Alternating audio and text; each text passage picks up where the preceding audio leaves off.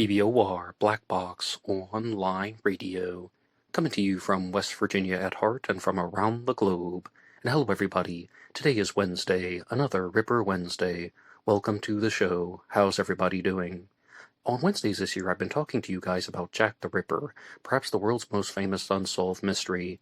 And in this episode I will be discussing the book The Seduction of Mary Kelly by William J. Perring, and as you see this is part 1. But I would like to drop an announcement before we truly begin, and that is that there is a new episode of the Cliff's Edge podcast that talks about Jack the Ripper. The Cliff's Edge is a true crime podcast that covers many different subjects, but I listened to their Jack the Ripper episode and it was pretty good. It's co-hosted by Ciarán Mylene, who is an Irish criminologist, and he's been a guest on this program in the past, and we were talking about the Irish Vanishing Triangle. And that is a set of mysteries from Eastern Ireland, and I'll include a link to that in the description box to our interview, but also you can check out the Cliff's Edge podcast anywhere you get your media. But in this episode, I want to discuss William J. Perring's book, but this will not be a traditional book review. Instead, it's a book discussion where I'm simply going to be pulling out some ideas from the book and responding to them. Mary Kelly was the final victim of Jack the Ripper, and the Ripper operated in England in 1888, going from August 31st to November 9th, which is what is called the Autumn of Terror. And Mary Kelly was the final victim. She was mutilated almost beyond recognition, although her former partner Joseph Barnett was able to identify her based on some minor details, and I've been through the details of what was done to Mary Kelly many times in the past, so I don't want to go over that now, but you can see the crime scene photo on Google Images. I also don't air any of those here on Black Box Online Radio because they are just very horrific. But in terms of what happened to Mary Kelly, a lot of people are just simply asking the question, why? This was not an ordinary murder.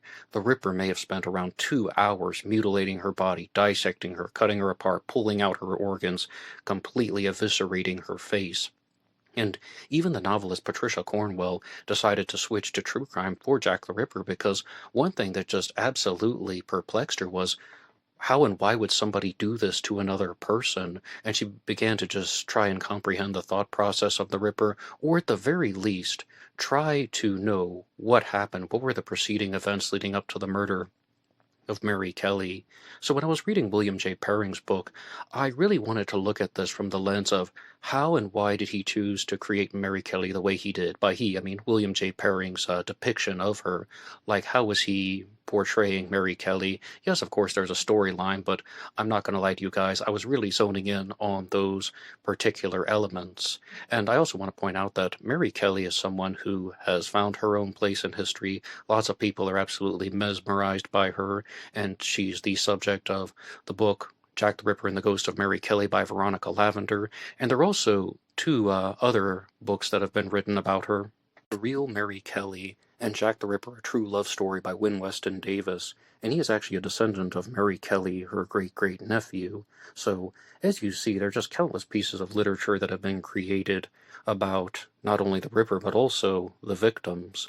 And even though the book is called The Seduction of Mary Kelly by William J. Perring, I was expecting that William J. Perring was trying to write this in a respectful way, and also to add an element of humanity to her story. And he even says in the beginning that much of what we know about Mary Kelly comes from the stories from people that knew her, and it's almost an attempt to try and connect the dots in a particular way. This actually begins in Wales, where Mary Kelly is living in Cardiff, and she is a teenager at the time, 13 years old, and she's telling all these stories about how she grew up in Ireland and lived in a castle, and a lot of people believe Mary Kelly was indeed Irish, but she is scolded for this multiple times, she is shut down for this multiple times. She came from somewhat of an educated background, and her own school teacher is actually beating her on the hand at the beginning of the novel because she's talking about living in a castle in Ireland. And there's going to be a lot of abuse that is going to happen in this book. And I'm not going to lie to you guys, Chapter 4 was hard to read because this tells the story of Mary Kelly's family dynamic. Firstly, she had a father whom she was close to emotionally, but he had some types of disabilities, and he's referred to as a cripple in the book. She had an older brother who was very physically abusive toward her, and it appears that he took on these physically abusive traits because of the activities of Mary Kelly's mother. And as I said, chapter 4 is hard to read because there is a scene where the mother just takes a belt from the son and she just begins to abuse Mary Kelly, beat her severely. But then she has this moment of humanity where she stops the assault and then just tries to reason with Mary to a certain extent by talking about how she is the way she is because of hard times, economic desperation, absolutely no excuse for abuse, but this is something that leads into the Kelly family dynamic. William J. Perring presents Mary Kelly's mother as someone who was a drinker and a prostitute, and she was doing this purely out of financial desperation.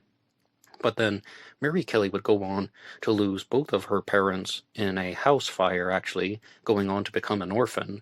And then she develops a relationship with a man named Thomas, and this just turns into a type of blossoming honest romance. And as you see, the novel is called The Seduction of Mary Kelly. I'm not going to lie to you guys, yes, there is a lot of sex in the book, but I think that it's done to show that there are these types of problems that people would genuinely have in their personal lives, problems between Mary and Thomas. So you have a woman who is experiencing physical abuse, poverty, partnered with just some bizarre sexual encounters, and knowing fully well that her mother was someone who lived the life of a sex worker. So these are going to be influences that would drive Mary Kelly to make certain decisions later on in life. Because one thing that's talked about a lot in the depictions of Mary Kelly is that she was someone who had a touch of class in her voice, someone who had somewhat of an educated presence, again, from the stories that have been reported on her, and a lot of it does come from Joseph Barnett, the man who not only lived with her, at least until October 30th of 1888, but also from just the talks about how she came from this background where she did have education, and the young Mary Kelly that they depict in the book is someone who wants to grow up to be an artist, and even though she has this terrible relationship with the teacher that's beating her hand at the beginning, the headmaster of the school is actually very encouraging of her, and he almost wants to take Mary Kelly under his wing, and he wants her to follow her dream of going to art school, or at the very least, he is encouraging her to go to art school. But as we're going to see, life takes some very odd twists and turns, and there are going to be problems that people are going to experience. And Mary Kelly is actually going to even have her own run-ins with the law. She's going to be arrested for public drunkenness and causing a disturbance with a police officer. So this would have been a violation of the temperance movement at the time. When we're examining someone's life, someone who is a victim, I think that these particular creations are done to add an element of humanity to the story. And you have to be honest to a certain extent, Mary Kelly is quite different than the other victims of Jack the Ripper. Firstly, she was the youngest victim. She was in her mid-20s at the time, November 9th, 1888, when she was murdered. She would have been much younger than the other victims who were in their early 40s. And also, people just believe that the Ripper may have had a personal connection to Mary Kelly. That's why her body was mutilated and eviscerated in that horrific way. But on the Cliff's Edge podcast, they were asking a particular challenge question that I've explored a lot here on Black Box Online Radio, and that is about why are the crimes of Jack the Ripper so widely discussed and talked about? Why is Jack the Ripper this iconic historical figure and other serial killers are not? And I've explored it on Ripper Wednesday, like giving some responses from M.P. Priestley, who's the author of One Autumn in Whitechapel, and I've also given my own take on the subject. And the Cliff's Edge podcast was proposing the idea that it's because we were born into it. Like you listening to this right now, our generations were born into the world where Jack the Ripper is still an unsolved mystery. The identity of the Whitechapel Fiend has never been labeled, and that's what they were saying. I mean, again, these guys coming from Ireland, they're talking about how there is just this concept that they had in their minds about how, like, what comes to mind when you think of a serial killer? well, the dark streets of London, cobblestones, the London fog, all of that is an influence from Jack the Ripper, and that's what they share. But they also said, when you look at the activities of Jack the Ripper compared to somebody such as Ted Bundy or John Wayne Gacy, they asked a challenge question to the audience. How many victims did John Wayne Gacy murder? And I was like, I guess 33, going off of memory. How many victims did Ted Bundy murder? And I'm like, impossible to say. Somewhere between 30 and 100, maybe more than 100. It really is a mystery about how many people Ted Bundy actually murdered. He was convicted for far less of the murders than he actually committed. But in terms of the way that the Ripper functioned, they were just proposing that this is an unsolved case that received a lot of coverage, and there's the persona that has been created, Jack the Ripper, and people want to, well, they just want to find out who was the person behind this particular persona. But one point where I would disagree, though, with the Cliff's Edge podcast is when they talk about how Jack the Ripper is a notorious figure. He is, well, they openly called him something to the effect of an icon, and I really disagree completely. I think that Jack the Ripper was most likely a slob, most likely a loser, most likely someone who was absolutely uninteresting in any single way, and he committed terrible, terrible crimes. There's absolutely nothing good or praiseworthy about Jack the Ripper.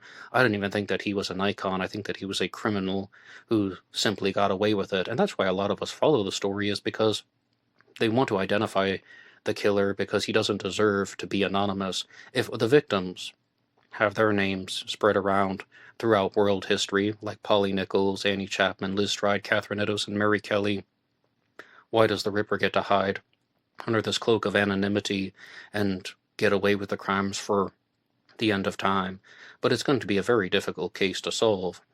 And in terms of respect to the victims, Mary Kelly's story is meant to be one of hardship, and I think that's what William J. Perring was trying to portray, about someone who dealt with physical abuse, someone who dealt with odd bonding relationships with her parents, someone who was very vivacious, somebody who was futuristic and optimistic, and she wants to just fall in love, and she wants to just be with her husband Thomas, but there are certain dysfunctions in life, and she does experience sexual dysfunction. That stuff is talked about very widely in the book, The Seduction of Mary Kelly, but at the same time, I think that that's just meant to be the ordinary problems that real people experience.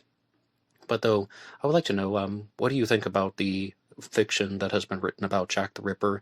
What do you think about all of these novels that have been written about Jack the Ripper? Because there are countless pieces of fiction that have been created, not only about the Ripper as we see, but also about the victims. And there are too many books that have been created about Jack the Ripper. I'm never going to be able to read them all. And, I mean, let alone find the identity of the killer. Even in my lifetime, I won't get to the end of the Jack the Ripper libraries. But at the same time, I appreciate the work that people do to create things in an honest and respectful way, because as I'm reading through William J. Perring's book, I'm really noticing that he's not trying to say anything ill about Mary Kelly. In no matter what's being shared, he's doing it in somewhat of a respectful way, so I do appreciate that. And by the way, somebody was asking me once about how do I read so many books for Black Box Online Radio. It's hard for me to read novels. It really is. I really struggled with this in school, and I purchased The Seduction of Mary Kelly back in 2023, and I tried to read it, and I just couldn't focus very well. So this is one that I actually used on my Kindle Fire. I turned on the audiobook version. That's how I'm trying to digest it. But as you see, this is part one. Next week, I will do a larger follow-up for part two on William J. Perring's The Seduction of Mary Kelly. And the ultimate challenge question would be, why do you think the murder of Mary Kelly is so different than the other murders that Jack the Ripper committed? And you can also include some of the unconfirmed crimes, the murder of Martha Tabram, perhaps, and maybe the murder of Emma Smith, if you have some observations about that. But yes, welcome to part one of the book discussion, and I will be back with you next week on Ripper Wednesday. Until next time.